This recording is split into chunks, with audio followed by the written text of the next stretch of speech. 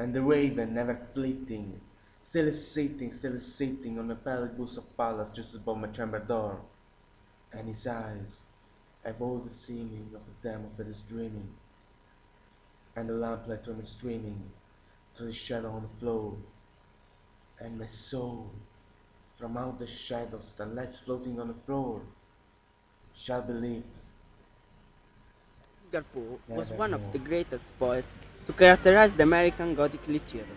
Born in Boston in 1809 from a family of itinerant actors and left by his father, he was brought up by the rich merchant John Allan after his mother died. After school, he attended the University of Virginia, where he ran into debt.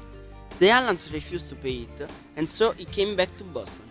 There, he published his first poems, but he didn't save money, and so he decided to join the army. He entered the military academy of West Point, but soon he moved to Baltimore, where he fell in love with his cousin Virginia, even though she was 14 years younger than him. The following years were very productive. In fact, in this period, he wrote a novel and some collection of tales, such as The Raven, a poem which made him famous throughout the country. In 1847, Virginia died, and Edgar became an avid drinker. He was found unconscious lying in the streets of Baltimore, and after a few days he died, and his death is still a mystery.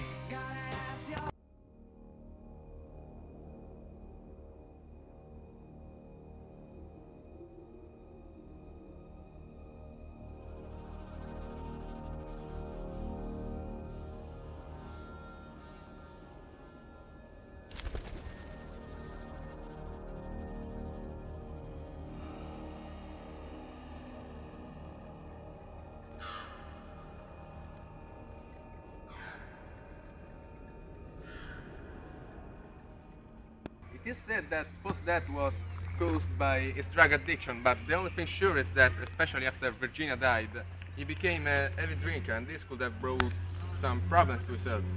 Alcohol took so an important part on his life. Divide his tales into two groups, detection story and mystery and imagination story. In detective stories, Edgar Allan Poe created the character of Monsieur Dupin, the precursor of the thriller story. This character is arrogant, egocentric, aristocratic, but extremely rational. His tales of imagination stories, where the horror comes from the inside. The most important themes are the perverseness, which reveal the protagonist's deepest secrets. Edgar Allan Poe wrote a lot of stories characterized by brevity. In fact, the poet thought that a story should be read in a single sitting in order to focus the attention on the tale and to avoid the distraction of the real world.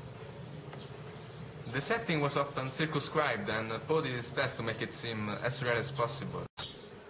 Poe generally used the keynote, person, an object, or however a detail to arouse the reader's curiosity and interest. His tales are narrated in first person and are full of interior monologues to describe moods and sensations and maybe to make the reader feel them too. The most representative tale is probably The Fall of the House of Usher, a short story written in 1845. The story tells about a man invaded by Roderick Usher in his house because Roderick and his sister are ill. After a few days, the sister died, and Roderick and the protagonist put her in a coffin in the vault. One night, when the protagonist is reading a story to Roderick to call him, the sister came back alive and goes in his room and kills his brother, and the house falls down.